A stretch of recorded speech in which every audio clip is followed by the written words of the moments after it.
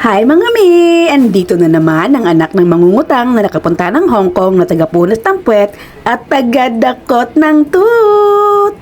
For today's video ay may bagyo dito sa Hong Kong kaya maaga akong umuwi galing sa aking gala at sa aking sadya doon sa immigration. So tara, tambay tayo!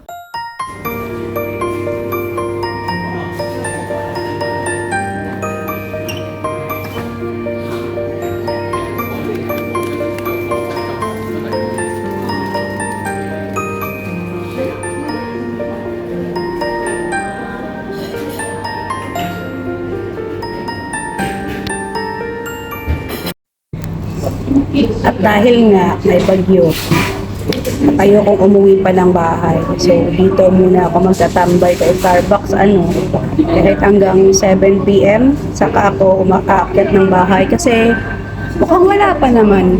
Wala pa naman yung bagyo. Inihintay ko nga rin siya napagod na ako kakahintay sa kanya.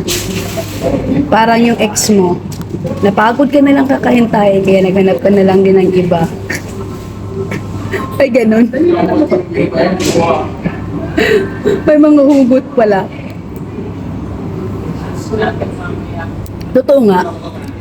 Naghintay nga talaga ako na na. Kasi kung lalakas naman na talaga siya, ay wala na akong choice. Hindi, umuwi na lang ako sa bahay. Diba? Uuwi na lang ako.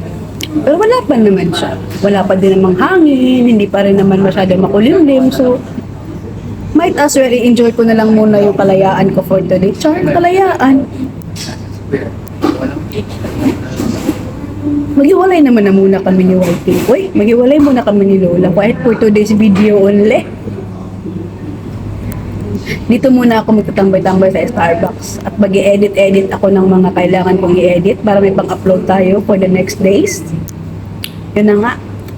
And sabi daw, malakas daw Kasi T8 Typhoon 8. Pero wala pa naman. So, update ko kayo kung anong meron na ha. So, ayun na nga. Nagpapaalam na muna ako. Dito na lang muna. Update ko na lang kayo sa bagyo. Bye!